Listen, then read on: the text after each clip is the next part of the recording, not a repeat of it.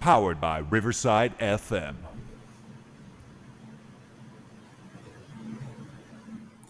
Tonight, we're talking with Jake Hambone Davis again. We're going to hear some of his songs, and we'll also be discussing how the CIA tried to silence the voice of reggae legend Bob Marley.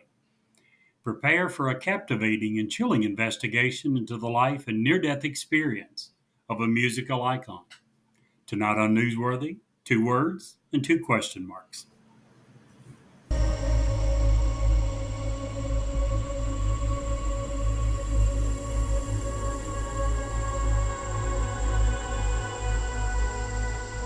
He's alive! Have you checked the children? Get out!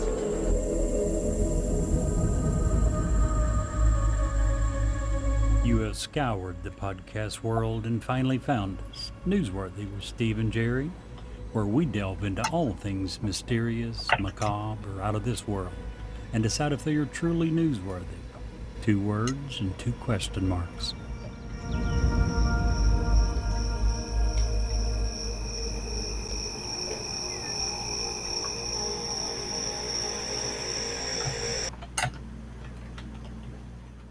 Hi, this is Ed Locke with USA Mortgage. Buying your first home can be overwhelming, but here are 5 tips to make the process go smoother. Number 1, find a lender, me, Ed Locke, that can answer any questions you might have and help you get pre-approved. There are multiple options available based on your situation. Number 2, work with a real estate agent you can trust. Number 3, don't rush the process. Take your time and know that the process could take some time. Number 4, consider all the costs. Number 5, get a home inspection and review it with your realtor. Keep these tips in mind, budget for yourself, and you'll be that much closer to making your dream of homeownership a reality. So reach out to me at 502-680-0953. NMLS ID 448908, DAS Acquisition Company, LLC, doing business as USA Mortgage, NMLS ID 227262. This is not a commitment to lend. Additional terms and conditions apply. USA Mortgage is an equal housing opportunity. Happy New Year! Hello. We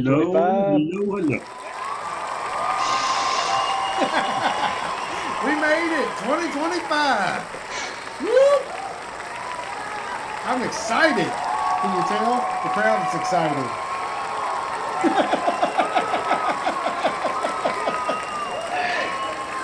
Well, that's a lot of cheering. How long is that? I don't know. It's pretty long. That's what Jake Davis hears every time he goes on. Yeah. We got a live studio audience today. Yeah, they're going crazy, man. Y'all are awesome. Y'all are really awesome. Yeah. Pretty impressive. Guys, welcome back. It's a new year. I'm glad to have Jerry back. Brett's back. We have back in with us Jake Hambone Davis, who's with us. He's taking time out of his busy schedule to be with us. We're excited about that. New Year. How's the holidays treated you guys? It's been good. It's been good, except for the snowstorm we got. Yep. Absolutely fantastic until this horrendous storm come through. I've been looking at houses in Florida. Oh, I know a realtor down there. I can set you up. So, as Jerry and Brett alluded to, we're in the middle of Snowmageddon here in Kentucky, so we're all virtual today. It's kind of weird, kind of neat. I like it. I don't like it, but I will say, just if you hear my kids, I'm sorry. Well, the folks are quite used to hearing my dogs, so I think it's okay. It'll be fine. I think it'll be fine. Jake, this is a new year. I know you were looking for some new gigs. Yeah. Tell us, everybody, just where you're at, where you'd like to travel to, where you'd be willing to travel to, and then I gotta tell y'all a funny story about the holidays. All right. Well, I am in the Central Ohio area. I tend to like to stick around there, but I'll travel to Kentucky and outer states, pretty much anywhere. I haven't really gotten booked that deep out of state yet, so I haven't had to endure that quite yet, but I'm willing to do it if the pay is good enough. But mainly the local Ohio scene, which I've been in for a few years now, and so anywhere around that area is good for me typically. And I'm a solo one-man blues band. I do my own sound. I bring my own equipment. Everything I do it all myself, and I guarantee and promise it's the best one-man blues experience that I can provide, and probably that most people will get to experience for themselves. I said in the last episode, I was this year's second place winner in the Cincinnati Blues Challenge, which that was a great time. And all those guys are actually down in Memphis right now competing in the international blues competition. So I just want to shout out real quick the Gina and Johnny band and Voodoo Child. I hope they do well in Memphis. Go check them out. Those are my Cincinnati Blues Society people, and we all kind of do this thing together. That's what it's really about. At the end of the day is doing this thing together as a community, and the Ohio music community is amazing. It's treated me really good. Well, that's awesome, dude. Very nice. The last time I was in Memphis, I'm not gonna lie, I heard like an AK going off right down the street from my hotel. Yeah, it's a little rough out there. It's a wild west down there in Memphis. Now, Beale Street, right, in Memphis. Right. Yeah, that's the big hub. That place is amazing. I've been there twice. I played there twice. Both times I went, I played, and we'll talk more about that later because that's what one of my tunes I'm going to play tonight is about. So, perfect. Looking forward to that, guys. I tell you what. I wanted to do something so nice for my in-laws over the holidays. We always go down over New Year's, over the New Year holiday, to do Christmas with my wife's parents, Mike and Joni, and they are wonderful, superior people. I'm so happy to be a part of their family and to know them. And we were going to go out to dinner, and I was so excited. I rented a limousine, guys. I was so happy. It cost me $300 to rent the limousine, and it was worth every penny. Unfortunately, however, just to hire the limousine was $300. It didn't even come with a driver. I spent all that money and had nothing to show for it. Oh. That was a long setup. With no return. I've had some bad investments before, but that one, yeah, zero return. I don't like any of you right now. That was a great joke, and you're all just sad you didn't do it. Well, I hope mine is a little better than that. What do porn stars and truckers have in common? What? They both get paid by the load. Oh my goodness. He didn't even check it. He's like, I'm just going to do this one. Wow. Oh, Jerry. Hey, it might not be a good return, but it had a return. I'm not editing that out. Your grandchildren will hear that one of these days. Oh, man. But I mean, what's wrong with that one? Truckers, Nothing. they get paid by the load. Mm-hmm. We were talking about Sure. the snowstorm. Me and my wife have been trapped in here in this house together, and she's been screaming at me a lot. She screamed at me earlier today. She said, "You haven't listened to a word that I've said all day." And I was taken aback. What a weird way to start a conversation. I know. Isn't it though? I'm just saying, it's been a snowstorm, and you got 4 babies in a row. Number 5 probably on the way, is what I would guess. No, Yeah. that's not a good guess. Mm-hmm. I hear you. While Well, I'm guys- tuning this guitar up, why do fish make good musicians? Oh, why Why is is that, that? Jake? They know their scales. Ah, I like it. see, our Good one. guest has a better joke than both you jokers. Jerry's is pretty good. I'm not gonna lie, but he kind of cheated. He did. That was not what we expected, was it, Brett? That's He not cheated. the one I first said I was going to do. So we did take last week off, our Christmas week off. I appreciate our fans for understanding that Christmas fell on Wednesday, and that's our normal show day, and we all just wanted the day off to relax and recoup. And we got a musical guest here, so we're going to kick off the new year with a great guest. He's going to sing us some great songs. I don't even know what Brett or Jerry's smiling at, but that's an evil sign if I've ever seen one. Brett or Jake, what about a song, man? Let's hear some music. Well, I guess I'll kick it off with this number right here. It's my only single at the moment, but this year I do plan on releasing an album that is currently the biggest project I got going on. And so, yeah, be on the lookout. This is on Spotify, Apple Music, iTunes, YouTube. Whatever you listen to music on, you can find it on there. Under Jake Hambone Davis. It's called I'm Leaving. It goes like this.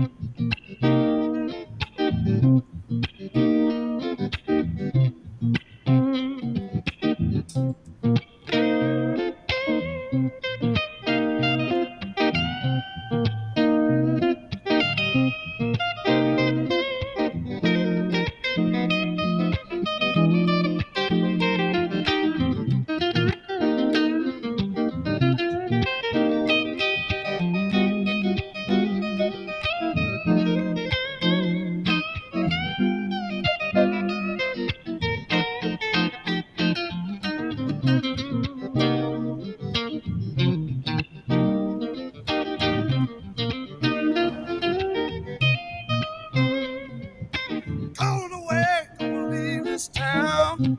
Ain't got no reason to stick around. Ain't pointing fingers, ain't nobody's fault. Just gotta go shake these blues off. Don't care about the money, it's a low down shame. You know this job I'm working, about to drive this man insane. Lord, I'm leaving.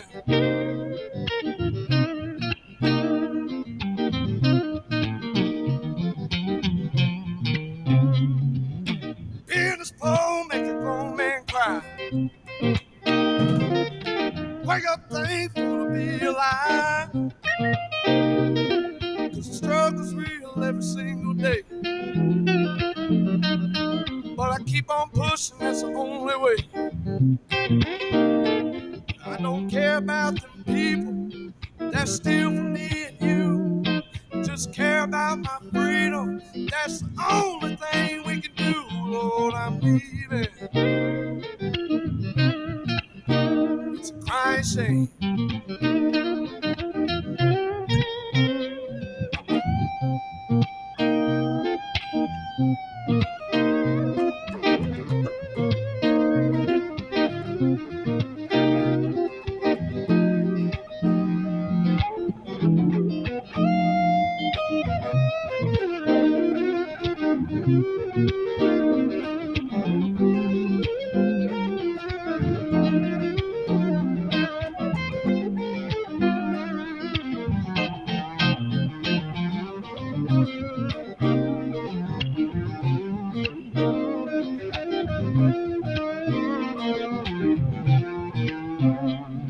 I'm leaving. I'm leaving. I'm leaving, baby. Yeah.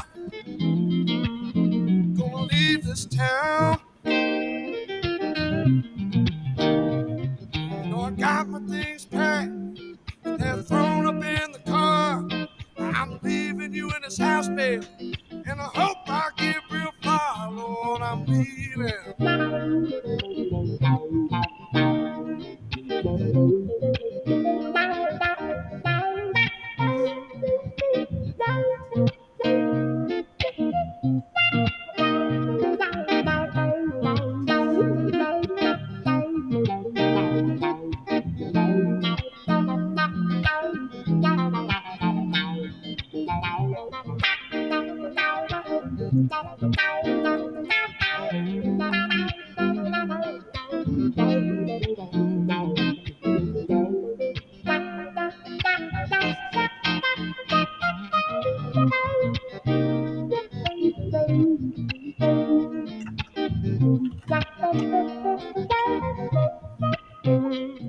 I'm leaving.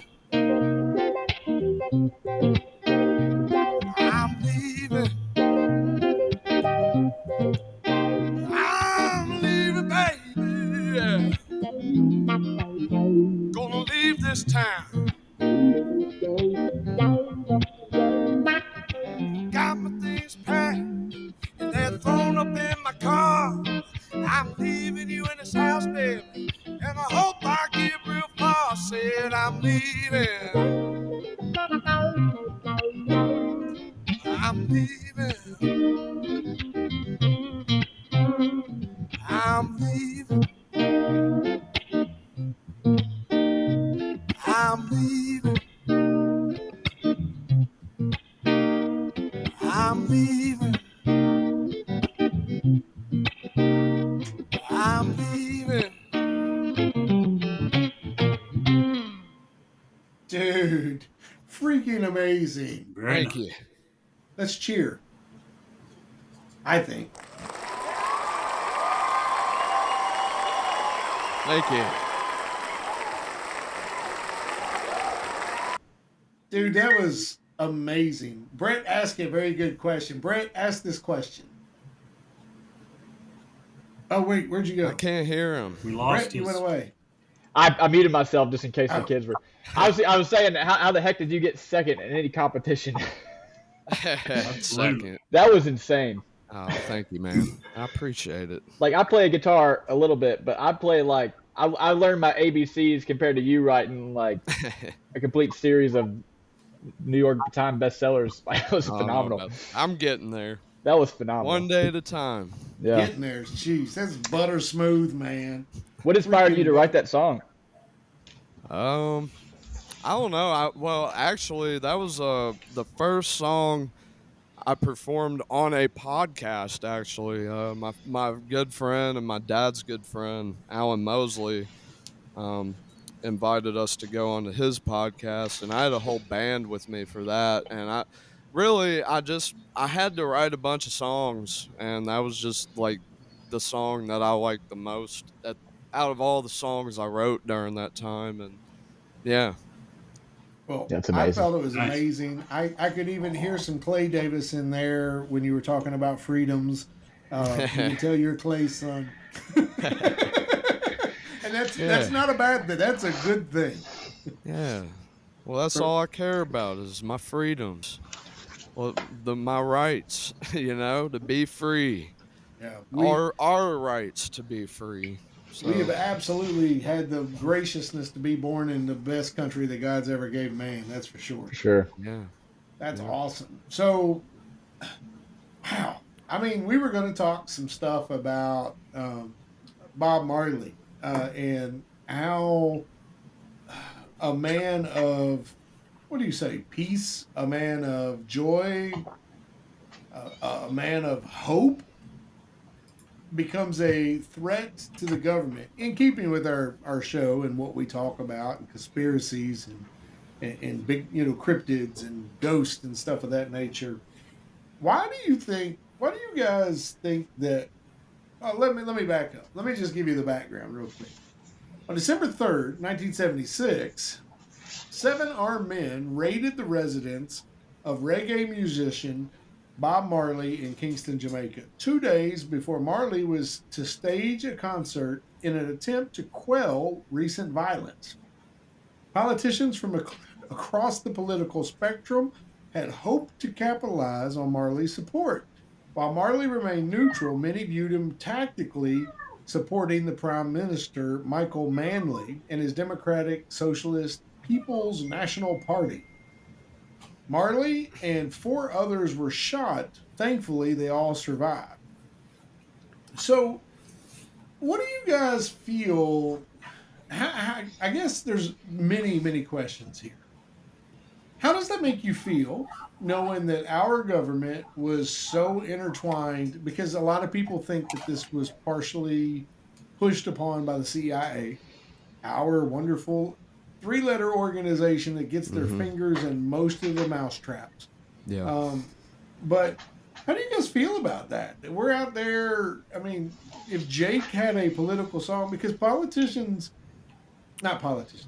musicians, I feel have. Let me back up just a second and get my thoughts.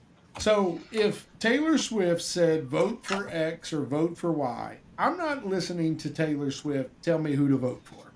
However, musicians, I believe, very much have a platform. They have an ability to put you into a mood of this or that, and make you more receptive to their message. But why, I guess, is my question, is it worth killing a musician for a political gain? What do you think?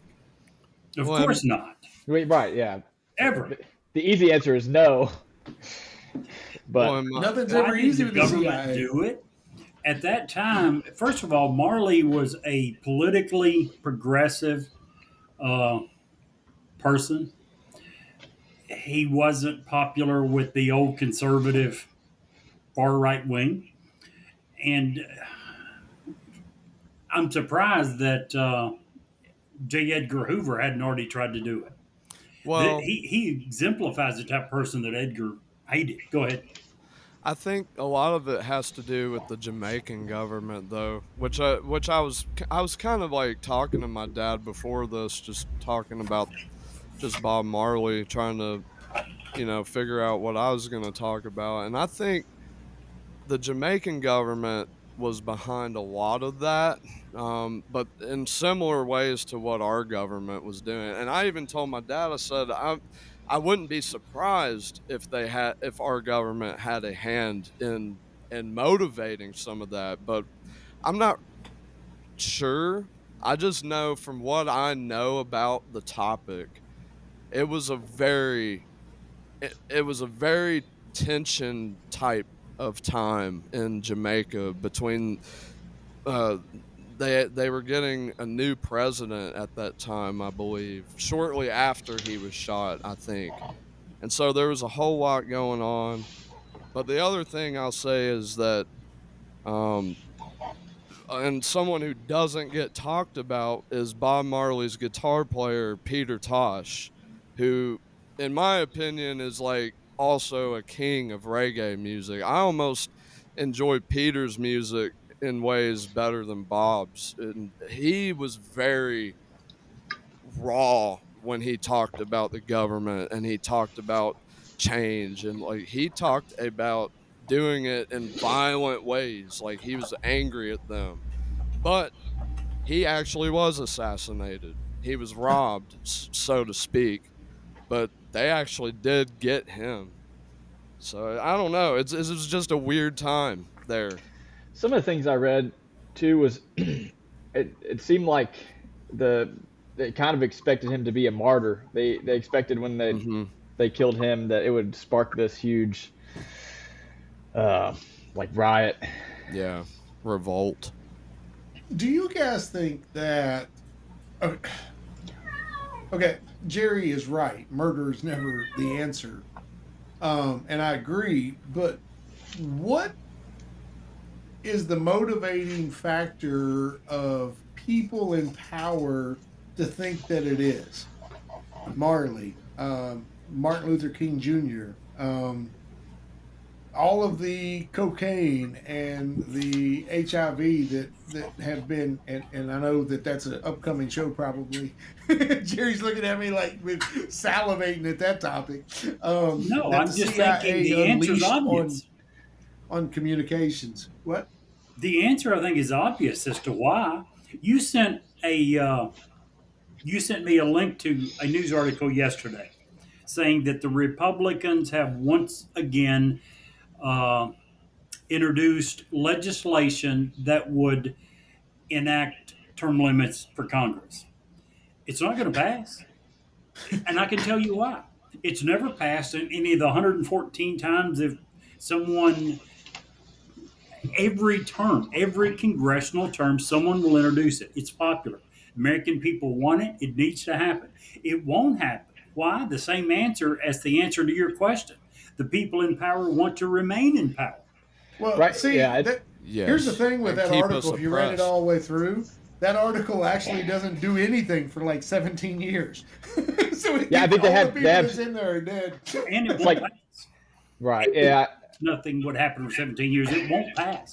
They're not going to vote themselves out of office. Right. Yeah. It is exactly what's happening. Yeah. It's you're asking them to vote, give themselves less power, which is not going to happen. It's never going to happen. Right. Speaking of less power, how about another powerful song, Jake? What do you got for us, man? This next tune I'm gonna do is called "Back to Blue Note Alley," and it's about the first time that I went to Beale Street in Memphis, Tennessee, and basically, the first time I ever went there, I was 20 years old, and me and a friend of mine who was my guitar player in my band. His name's Zach Cummins, great guitar player. We decided, we were just like, because our mentor TD had kept telling us, you need to go to Memphis because you think you're good. Wait till you go to Memphis because that's where the real stuff is at. And we were like, well, all right. We took that as like a challenge. So we were like, okay. And we plotted it out, got off work, and we went. And when we got there, we drove from Kentucky, got there, and we got checked in our hotel. We stayed in this crappy, terrible, rundown, like the cheapest motel we could find. Probably we're lucky we didn't bring bed bugs back or something. Like it was just that bad. It was horrible. But either way, we were there, and the sun was setting, and they block off Beale Street completely. They have like police barricades, and they check IDs to get onto Beale Street. And we're standing there, and we're just looking at each other, and we see them scanning IDs, and of course we're underage, and we're just like, bro, like, man, like, we're not going to be able to get in here. And we were like, we just drove all this way and we're going to not be able to get on here. And so we literally go and I'm like, let's at least try. And we get in the line and like, they scanned my ID, but then they were just like, and handed it back to me. And I was like, really? And then I walked through, and then they scanned Zach's ID, and like, they caught his flash though, and they were like, "Oh, sorry, bud." And I was like, "He's with me though." And they were like, "He can't come in." And I was like, "Well," and then so I went back out with him, and we're just standing there, and we're like, "Dang, dude!" Like, and I see this old cop and his like partner like off to the side, and this was an older dude, and I was like, "Let's go ask them." And so we go over. And we tell him the whole story, like, we just drove from Kentucky, yada, yada. And he looks at us, and he looks at his partner, he's like, let me see your IDs. I just want to make sure you're telling the truth, that you drove from Kentucky. And, like, he checked our IDs. He's looking at them. He looks at his partner. He looks around. He goes, give him a wristband. And we had the 21 and up like wristband. We got in, man. We got, because we explained, we're like, dude, we're not here to drink. We came here to experience Beale Street, the music. That's why we came. And he let us in, and That is awesome. we ended up meeting this gentleman named Black Smoke, the bluesologist, and he's a one-man band himself. and he's the last living street performer left on Beale Street. They have really gotten strict and kind of crazy with their rules, and it's just changed a lot down there. The culture has changed, and but he is the last one, and he's the guy. When we found his booth that night, we made sure we found him because he had this sign on there and it was super cryptic. I can't remember exactly what it said, but it was like geared towards youth playing music. I was like, this guy might let us play. And sure enough, we found him, and he's an old man now, but he still is out there. If you're in Memphis and you ever go to Beale Street, he's out there still playing music. That's awesome. And but he let us play. He was like, come back tomorrow and I'll bring your stuff. I'll let you have my spot. And we played for 4 hours in the Memphis heat on Blue Note Alley. And that's what this here song is about. And I dedicate it to Mr. Black Smoke, the bluesologist, every time. He's the reason why I'm the one-man band. He's the OG original.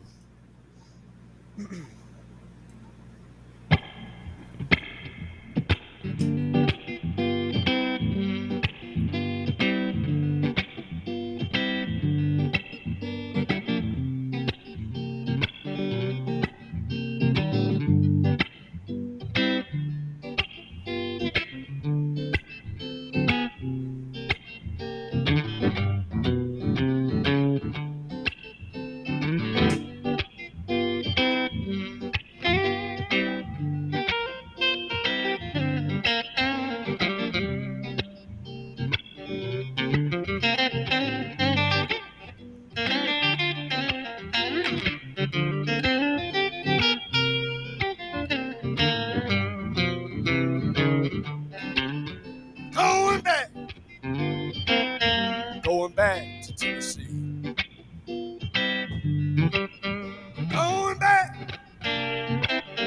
Going back to Tennessee. Gonna make it back to Memphis, back to the Blue Note Alley. I'm gonna see that friend of mine.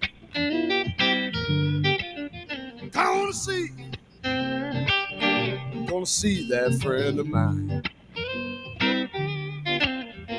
I ain't seen that friend in such a long time.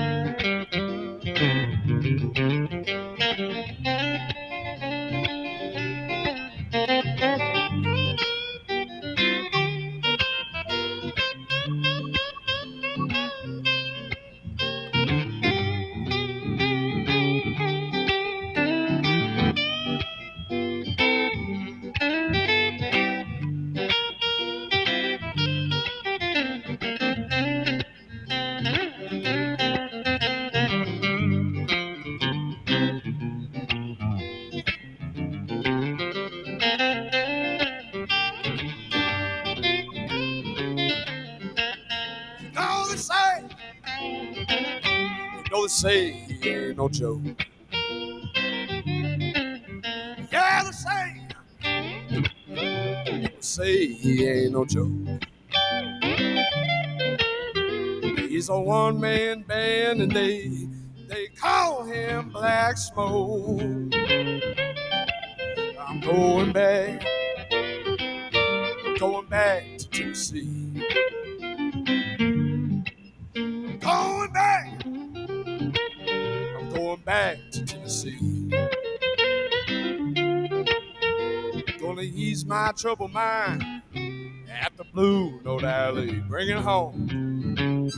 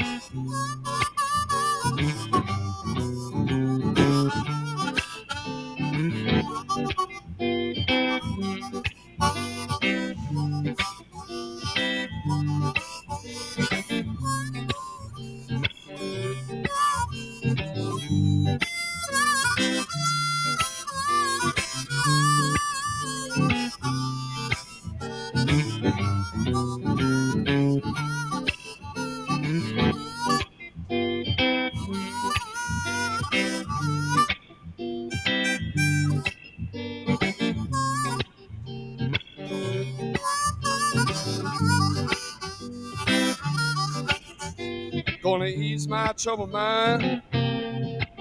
Gonna ease my troubled mind. Gonna ease my troubled mind at the Blue Note Alley.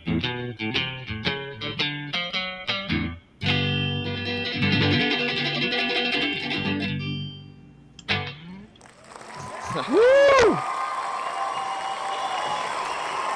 Thank you.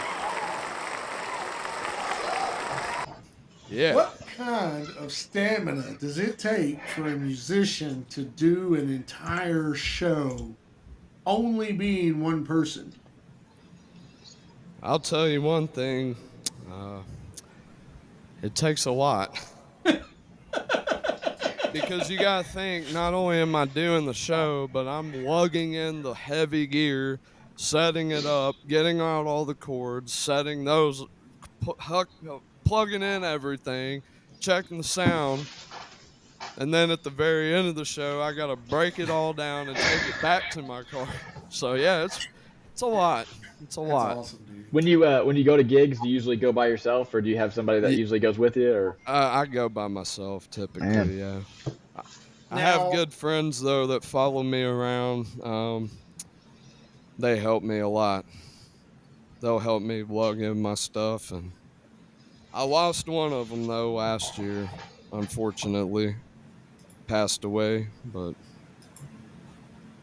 it's good to have those people. Oh, it's definitely good to have a circle of friends and a circle of people that you love and trust and will Yeah. always be there for you regardless. That's Yeah.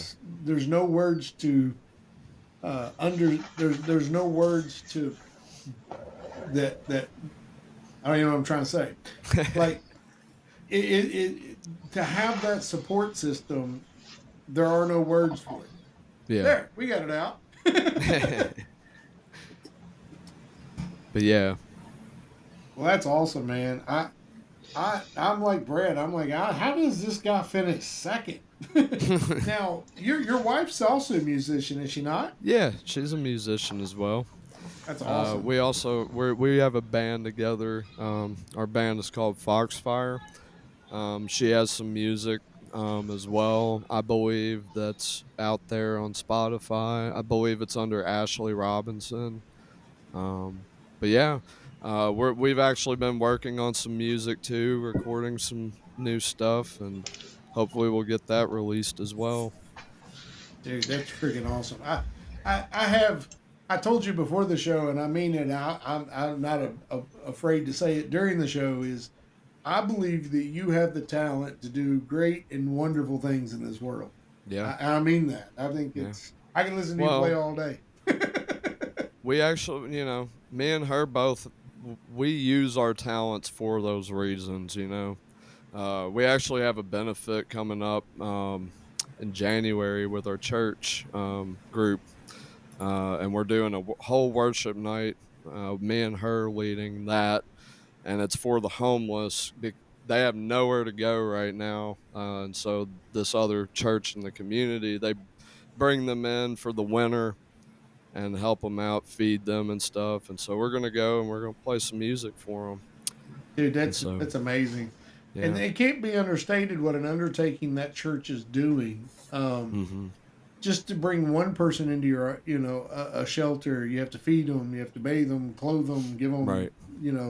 To bring multiple people. Yeah. That's not only a true act of hope and heroism, it's also very expensive. Yeah. Well, it really is. It is. But that's kudos to completely what this ministry is about, and that's why I love it. That's awesome. So I know we want to get back here and talk a little bit more about Bob Marley, but Yeah. I just found out something amazing. I found out the difference between Iron Man and Aluminum Foil Man. What's that? Iron Man stops the bad guys, but Aluminum Man only foils their plans. Gosh. You should have had that joke at the beginning. Yes. Yeah, Much better. Yeah, that one's way better. You redeemed yourself. Yep. Wow. Oh, jeez. Jerry, what do you think about Bob Marley, and what do you think the government had to, in the grand scheme of things, overall, did they hurt or help their cause by trying to kill Bob Marley? I don't know of an instance when the government has ever helped their cause by lying,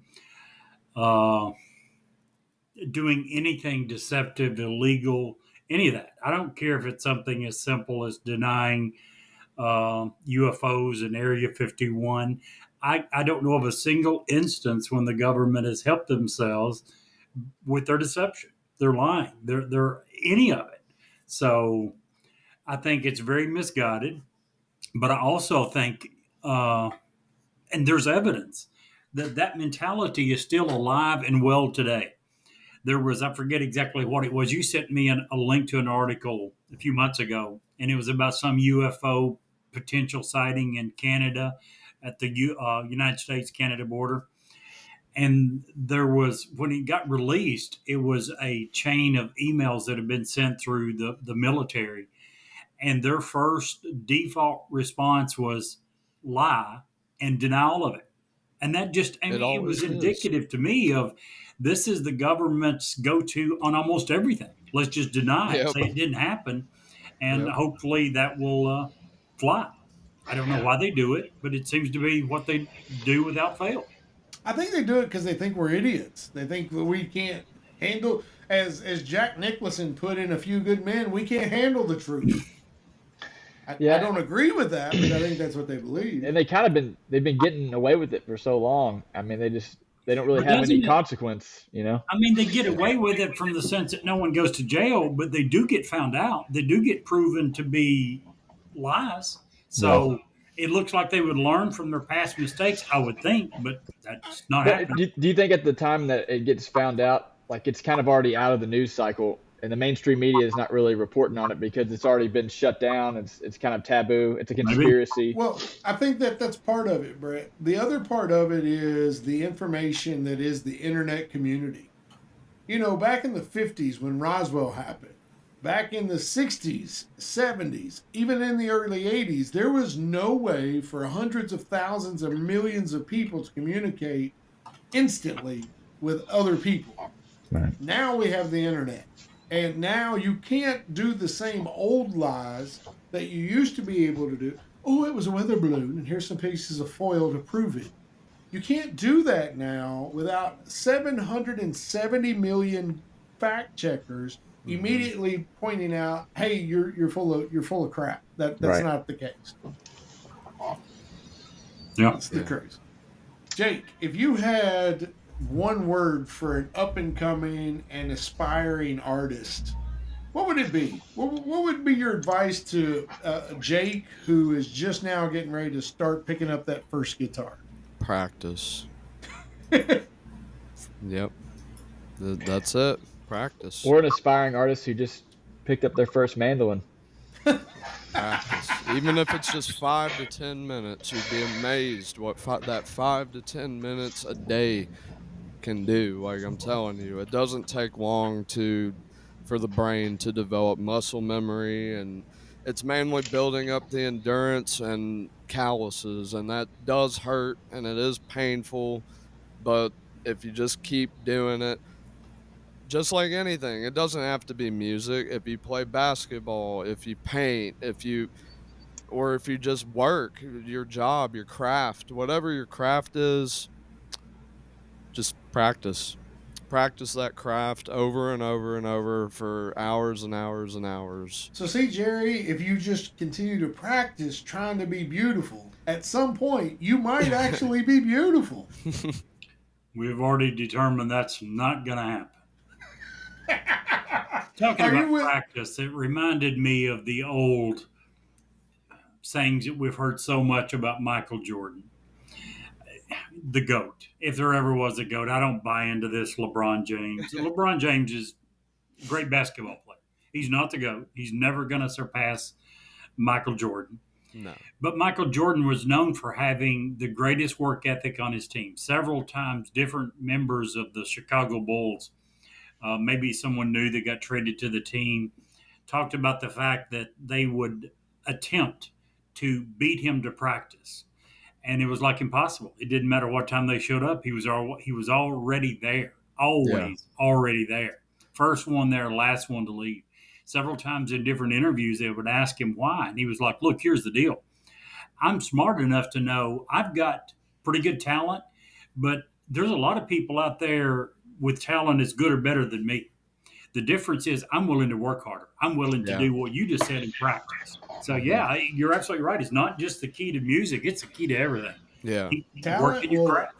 That old saying, I got Josh and Brett, my son Josh and Brett here used to play baseball together. And I got my son Josh a T-shirt once and I saw a Sports Star have it, and it made so much sense. It says that hard work will always beat talent when talent refuses to work hard. Always. Very true. Yeah. So I think that's very accurate. Yeah. Brett was a pretty good baseball player back in the day. So was Josh. Yeah. Oh yeah, Josh was awesome. Yeah. Brett, I'm pretty sure that beard would slow you down running bases now, though. I don't know, but there's a lot of baseball players with beards, man. I don't know. Remember a couple of weeks ago, Brett, I was telling you about some of the great baseball players that we lost in 2024. Pete Rose. Pete Rose is a big one, yeah. Ricky Henderson. Ricky Henderson. That was the one I forgot to tell you. Yeah. We lost him last year. Speaking of running bases. The greatest of all time. Yeah, that guy could do it.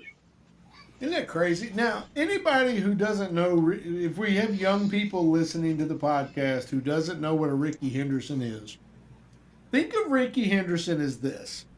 He was a normal-sized dude from the hips up. Normal-sized guy.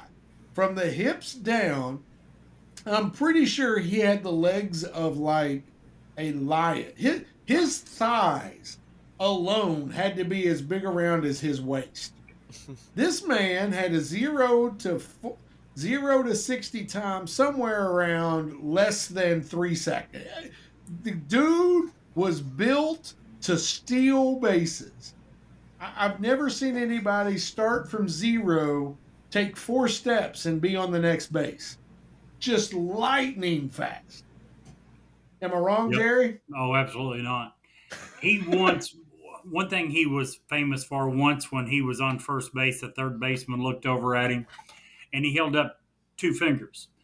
And the third baseman was giving an interview after the game, and he said he thought Ricky was flashing him the peace sign. Ricky stole second base, and Ricky stole on the next pitch. Ricky stole second base. On the second pitch after that, he stole third base. The third baseman asked him, "Why were you showing me the peace sign?" Ricky said, "No, I was telling you in two more pitches, I was going to be where you are." Isn't it funny how the greatest sometimes have that? Like, the greatest fall into 2 categories. They are like Jake Davis, humble and full of hope for other people, or they are the Ricky Hendersons and the Michael Jordans, who are full of smack talk and trash talk You left out Larry because Bird. they know they can do it. Well, you left Larry Bird out of that conversation. I did intentionally because he was the greatest He trash was. talker by He any was. stretch of anybody's imagination. Yep. What was you going to say, Jake? I was just gonna say it happens in the music business too. Like there's a lot of it's very competitive, which is something I don't necessarily like. Like I don't really see it as a competition. Like we're all playing music, but there are people, and tying back into Bob Marley, Peter Tosh, his guitar player I was telling you about, who was competing with Bob to sell records at the time. They were both huge. They were both stars, but they were competing against each other.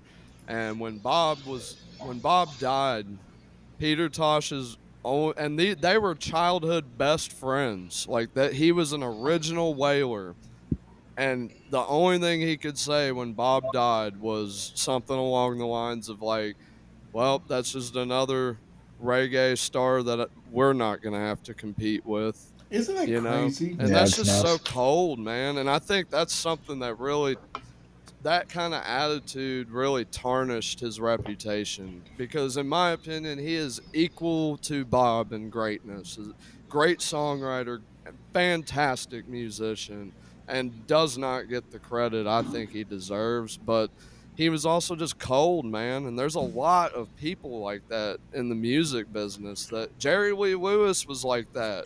He threatened once to run Liberace over and said something similar. Like, that'd be one less piano playing SOB that, but But that's see, funny, man. And I agree with you, Jake. When you get to a level of who's the biggest in the world right now selling albums? Stray Kids, maybe? Taylor Swift? Oh, Taylor Swift, without a doubt. Yeah. What good could she do for somebody who is up and coming by having her say, hey, I want you to come do one song at one of my concerts. Just do song, and then we'll have our regular opener. How much ability do you have to lift somebody up when you become big in music? As opposed to, like you're talking about, try to squash somebody down with competition when it's all about... Here's what I'm trying to say. In music especially, there's enough room for everyone to sell albums because, especially for me, music is a mood.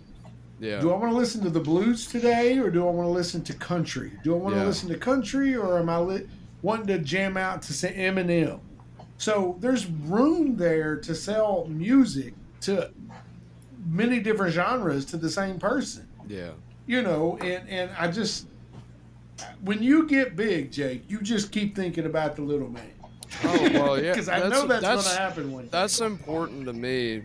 And I don't think that, there's a lot of great examples out there, I think, of people that are good at doing that, doing the sharing and the community thing. But then there's other people that just are terrible at it. Yeah. They're all about themselves, Yeah. And Yeah, I think when it becomes more about the money or the success, the fame, and less about the art that you're doing, like whatever it is. Because I just think of movies, and that's like the first thing that comes to my head. Movies suck right now because they're all about, they're just trying to make a quick buck. It's like they're just trying to, Disney's putting all these live action movies out and have no original thought. They're just wanting to, they know people are going to go see it just because of the nostalgia. I think that's when it starts to. But yeah, you were right. Taylor Swift is the most successful artist right now with over 26.1 billion streams on Spotify. I think The Weeknd's probably up there too. He's got to be like number 2 on Spotify. Taylor Swift almost has as much Spotify hits as we do. Well, at some point, we'll cede that to her because she keeps putting out new music. She's cute, whatever. So here's the thing. On I went to see a movie in the theater the other day, and it's a movie that has gotten. I'm going to ask you all guys if you've seen it. If you have, great. If you haven't, that's okay. I'm going to try to save you $5. I guess it's like $12 now for a theater. Nosferatu. Who has seen the movie yet? I heard it was good. See, it's either really good or really bad. And my opinion is that movie was the cinematography. Is that the right words? The cinematography. Thank you. Yes, was excellent. It was really old school. It looked good, but the movie itself put my wife to sleep. Literally in the theater. Very slow movie. Very slow movie. And the funny thing was, right as we were leaving the theater, my son Nick sent me a text and said, "Hey, that's the best movie ever." And I'm like, "Ew." Isn't that a horror movie? Yeah, it's supposed to be. Man, I tell you what, that is exactly what the new Star Wars movies did to me. I think I saw The Last Jedi, I think like twice, or even the first one, I might have saw it twice. I think every time I saw it, I fell asleep. Yeah. Every single time I saw it, at some point I fell asleep. They're awful. Second one of the new trilogy, the Ryan Johnson directed Last Jedi. Oh, That's movie so bad. was the worst movie. Not even including Star Wars, was the worst movie I believe Of I've all ever saw. time. so I think that was the beginning of the end. But I will say, I think that Rise of Skywalker is way worse. Yeah, that one was equally bad. I think they were just both terrible. Yeah, Well, I give that one a little bit of love only because he's trying to fix so many things broken in the second so one. bad. I think that it was. I don't know. Look, Rise of Skywalker is just terrible for me. Yeah. So anyway, Jake, man, I looked up on Spotify. You are there. Look up Jake Hambone Davis on Spotify. You can find his song "I'm Leaving." It's marvelous. He's got a new album coming out this year. Pinky Promise, right? Hopefully, yeah. I'm going to work very hard to make that happen. Hopefully, even sooner. As soon as it's done, as you let soon us as know. We'll get you possible. back on the show. All right, that sounds good. Yeah, keep us updated on gigs too if you have any. Yeah. We can maybe We'll shout be them out. happy to pass it along. We have a huge audience in Ohio. We want to get them out, get your crowd filled up. If you are a person who owns a bar, a music event, a place where you would like to hear some of the best blues music you could possibly ever hear, where can they find you to book a gig, Jake? Search me on Facebook, Jake Hambone Davis. I have a business page there. I also have a website. There's a link on there with my website. And that's usually the best way to get a hold of me is just go to my Facebook page, shoot me a message, and we'll talk more about those details then. Hopefully. Yeah, absolutely. If you for some reason you can't find Jake, find us on on Facebook. Put a comment on this. We will get your information to Jake and make sure that you guys connect. This guy, you want him in your venue promoting. Not even whatever venues. it is that you got going on. I'll do private parties. Like I'll play just about anywhere.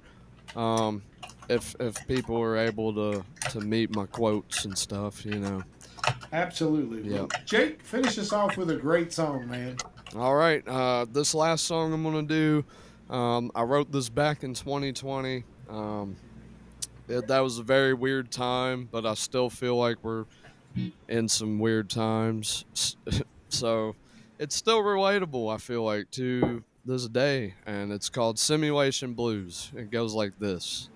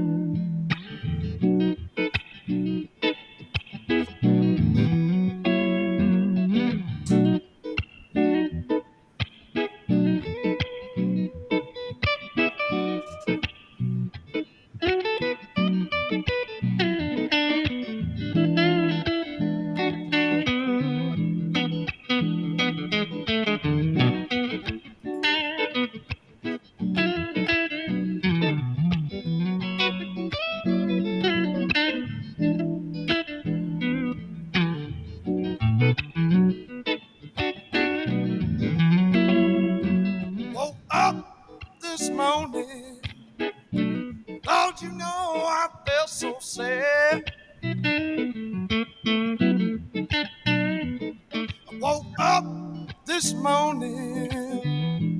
Lord, you know I felt so sad.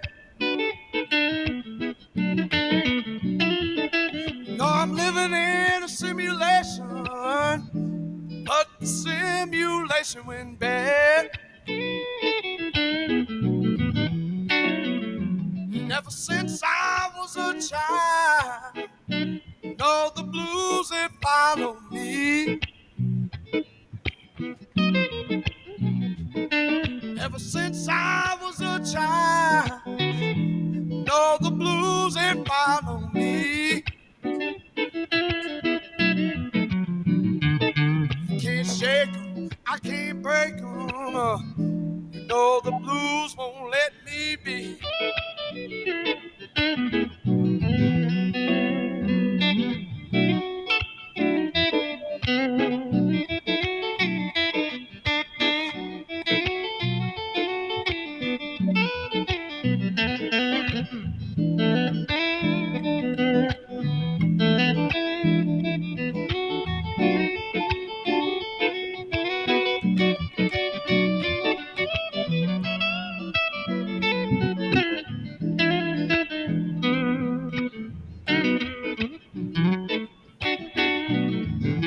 And it ain't just me now.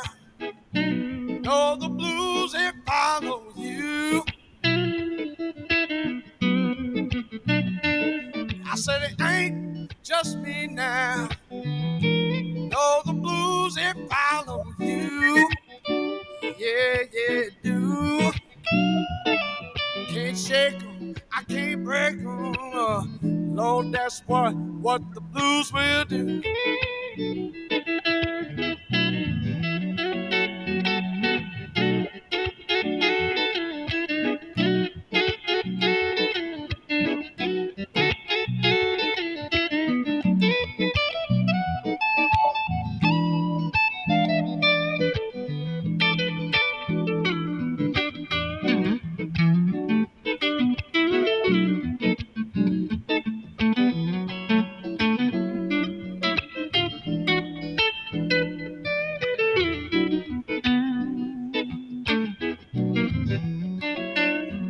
Woke up this morning, Lord, you know I felt so sad.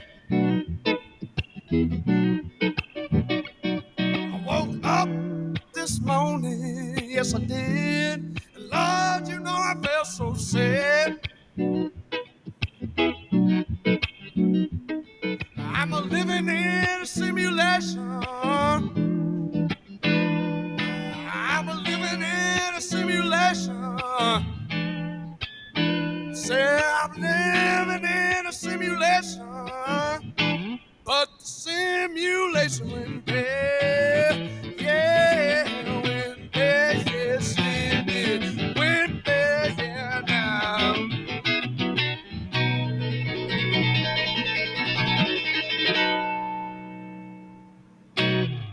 Jake freaking Hambone Davis. Thank you, ladies and Fantastic. gentlemen, and thank you, Steve and Jerry. Absolutely. Fantastic. Awesome That was job. awesome. Yeah, thank you. And hopefully the songs I played tonight will be What a on great- the next album. Sorry, I Hopefully didn't mean so. to. No, you're interrupt good. there. No, I hope But- you're right, man. I can't wait. I think all of them should be on your album. Yeah. Absolutely. What a great conversation. But we're not done yet. Stick around through these very important ads for an awesome bonus story. JT's Way is a Christ-centered, nonprofit organization with a call to help hurting families during the loss of a child. At JT's Way, they assist families grieving from the loss of a child through assistance with things like funeral expenses, emotional support, guidance through the grief process, and help in their healing journey. While paying for funeral expenses, they help navigate picking a funeral home, burial plot, or cremation services, and provide families with grief counseling resources. JT was 17 years old when he died unexpectedly in an automobile accident. He was a senior in high school and a student in the automotive class. JT loved cars and music, and he took his role of friend very seriously, and made sure to make friends wherever he went. Their mission at JT's Way is to minister to families by financially assisting and connecting them with their local resources. These resources will assist in the financial and emotional burden of bearing a child. Their aim is to aid in the healing process for parents and families, and these resources include grief counseling and parent-sibling groups. The outside world doesn't stop, but we can tell you from experience that a parent's world certainly does. In a time of desperate hopelessness, JT's Way provides hope. If you want to help support JT's Way in their mission, please reach out to them at www.jtsway.com. JT would often say, "Let me challenge you to make a friend, be a friend, and most importantly, bring a friend to the loving arms of Jesus Christ." Hi, this is Ed Locke with USA Mortgage. Buying your first home can be overwhelming, but here are 5 tips to make the process go smoother. Number 1, find a lender, me, Ed Locke, that can answer any questions you might have and help you get pre-approved. There are multiple options available based on your situation. Number 2, work with a real estate agent you can trust. Number 3, don't rush the process. Take your time and know that the process could take some time. Number 4, consider all the costs. Number 5, get a home inspection and review it with your realtor. Keep these tips in mind, budget for yourself, and you'll be that much closer to making your dream of homeownership a reality. So reach out to me at 502-680-0953. NMLS ID 448908, DAS Acquisition Company, LLC, doing business as USA Mortgage, NMLS ID 227262. This is not a commitment to lend. Additional terms and conditions apply. USA Mortgage is an equal housing opportunity. If you would like to share suggestions for future episodes, or simply tell us how much you love or hate us, reach out to us via email at newsworthyWithStephenJerry@gmail.com or text us at area code 540-709-1318. And now, back to the story. Tonight, gentlemen, we're going to talk about Gwyrych Castle. It is in Abergele, Wales. I hope I said that right. If not, our English friends will tell me all about it. Wales is known as the land of castles, thanks to the fact it has more castles per square mile than any other country in Europe. 427 of them, in fact. Many date back to the Middle Ages and are riddled with phantoms, including the capital city's fortress in Cardiff Castle. Caerphilly Castle is the cursed Craig y Nos Castle. Whew, those are hard words to say. But the most eerie of all is the Gwyrych Castle, thanks to its extensive size and its forlorn appearance. Although one of the younger of Wales' younger fortresses, it only dates back 200 years. It has been used as the site for reenactments and filming locations thanks to its imposing size. The castle has fallen into disrepair, however, with its once regal marble staircase being reclaimed by land. Cold, empty rooms with peeling plaster and exposed entrances to once hidden passageways. Money earned from filming is going toward its preservation, but no amount of cash can rid the estate of its ghost. The site is rumored to be haunted by the Countess Winifred, who died there in 1924, the ghost of a former servant girl who supposedly died while falling off a horse, or a lady in red or white, and numerous others. Many visitors there have reported a strange feeling of being watched, overall bad vibes, and hearing footsteps. And Jerry, if you can't see the light, Be the light.